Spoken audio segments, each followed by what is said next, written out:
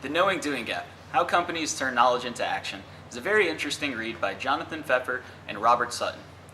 This book covers a lot of different topics about how companies answer the age-old paradoxical question of how to turn knowledge into action.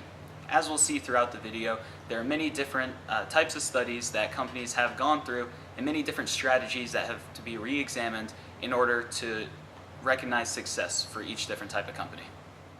Throughout our video, each group member is going to go through each chapter of our group, giving a different scenario for all the chapters that are discussed throughout the book. It's going to give you a brief synopsis on how good judgment affects the workplace, just different scenarios in that aspect, and we hope you enjoy. Terry, thank you for joining me today. So what we're kind of debating is that talk can substitute for action. And I disagree with that point. I believe that you need action separate from talk. Talking and planning and meetings they're all nice in their own rights, but they aren't necessarily action. They don't really do anything. I see your point, but I would have to disagree and tell you that talking is action. You can't go into a battle without having your plan. And the plan comes from strategy and talking and mapping things out before you actually execute them. And I agree that talking is an action, and it's crucial to any plan. What I would say is, an example from the book, an old 49ers coach said that it's nice to talk about what you're going to do and talk about your game plan and talk about working out. But unless you work out and you execute that game plan, it doesn't mean anything. So talking is crucial. However, talking doesn't necessarily mean the same thing as action. Action is a separate entity. I guess I can agree with that now, because there's the old saying that actions speak louder than words. Very true. So good point.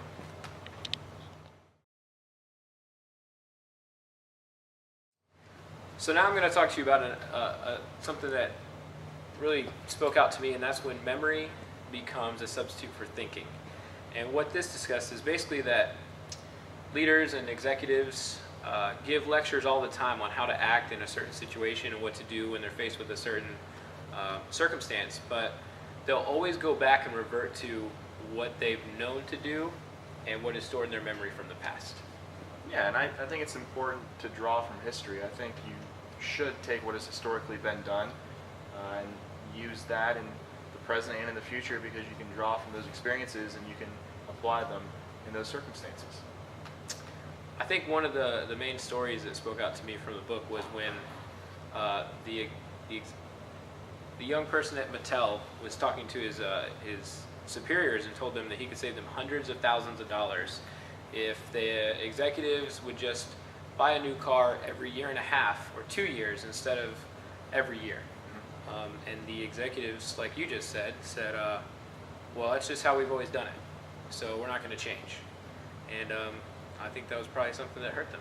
I can understand what you're saying. So really drawing from history is important, but you shouldn't rely on what has been done in your memory. You should, look towards innovation as well.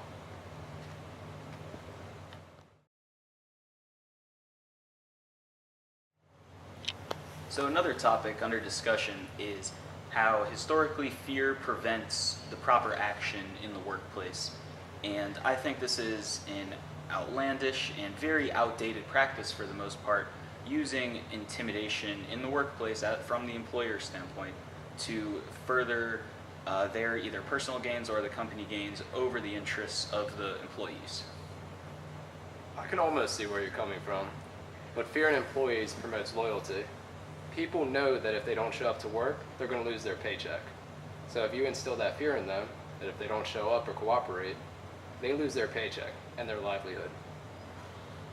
Well, with that type of mentality, it's been proven with different studies that when you're, as an employer, if you're treating your employees as nothing more than just a common resource, then their loyalty is only going to go so far, and their actual productivity in the workplace won't be up to par compared to what it potentially can be.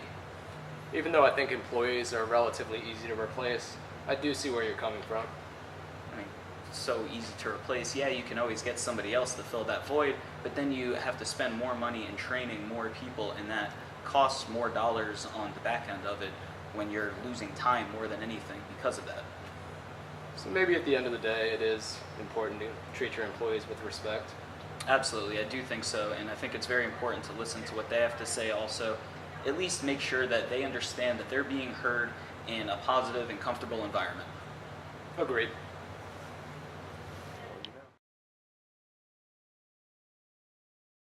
All right, so measurement of good judgment. In all companies, I feel like when you want to measure a lot of things and how things are going to go within the company to be successful, I think you should focus on the long-term goals for a company to have a lot of longevity and just to have a successful company going forward. What about you, Jordan? Well, I do think long-term goals are important, but in order to achieve something that's way far in the future, I think it's more important to focus on something a little more short-term, a little more tangible, something that you can immediately see the results of. The old saying goes, a dollar today is worth more than a dollar tomorrow. By focusing on these short-term goals, you can potentially, re-influence what the long-term goals are depending on what type of success you have. It's a good point, Jordan, but on the contrary, I feel like, when you think about the short-term goals, you're limiting yourself. You're not putting yourself in the best situation in the future. And it kind of just gives you a chance to, think about how you're going to be, as a successful organization. So short-term goals kind of leads to carelessness and a lot of just things that kind of just don't put you guys in the best situation going forward. So you need to think about how you're going to be 10 years from now, 20 years from now to kind of get you in the best position going forward. Probably instead of just focusing on something that might be, in and out in 2 or 3 years, I can see how 10 or 20 years of the future would be more beneficial for the company. Exactly. Look forward, man. Another section of this book was how internal competition turns friends into enemies. And I think this is a valid point. Sometimes as a company, we need to work together and work as a team instead of a group of individuals. At the same time, I feel like, when you think about a team, at the same time, if you work as an individual, sometimes you don't get to reap the same benefits as if you're in a team. So I feel like doing what you're saying doesn't really affect who I am as a person, as a worker. So I just think I think a little differently on that point. I could see where you're coming from, but basically if you have an entire group of individuals working towards separate goals, that kind of takes away the fact that you work at a company. And when people work together as a team, different synergies are created, and it makes for a better workplace. That actually makes a lot of sense, Kyle. You enlightened me.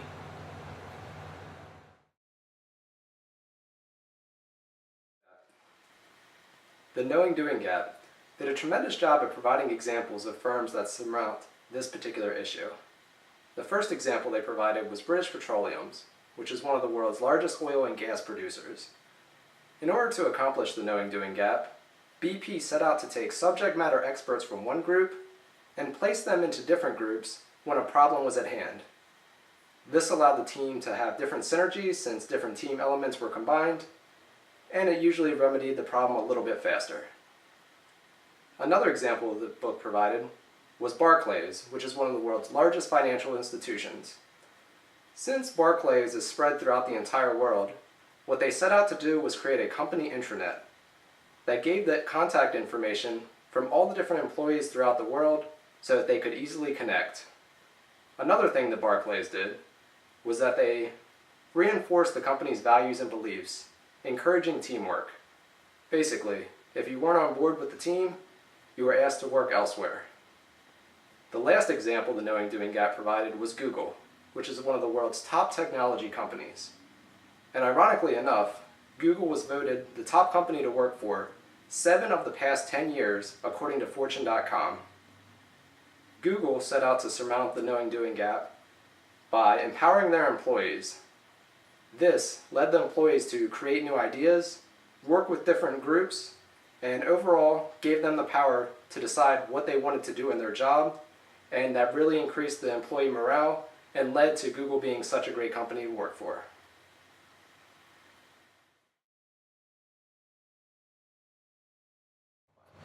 All of us together really think that this book deserves 4 out of 5 stars. We would highly recommend it to any of our classmates or anybody looking to start a business or improve upon the business that they already have. We all thought that it was easier to talk about it, and we thought we could probably write a 10-page paper on it. There was a lot of information that we had to condense, so we hope that you enjoyed it. This concludes our debate on the Knowing Doing Gap. We would highly recommend the book, and we hope you enjoyed the debates.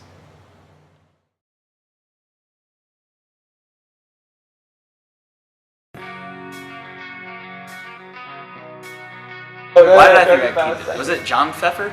Pfeffer. Yeah, I just Pfeffer. went Pfeffer. I'm gonna try one more. John Pfeffer. There you go, man.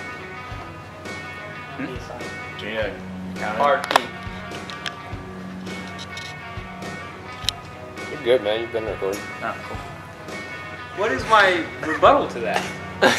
I made a good argument. Sometimes you need planning. Sometimes. Yeah. I would just go along the string of like, you need. Throughout our video, each group member is going to go through a debate scenario for each chapter in our group. So pretty much, okay, wait, let me see, start over. Go. Throughout the knowing gooey. The Noe Gooey. All right. Throughout the book, we had numerous examples of firms that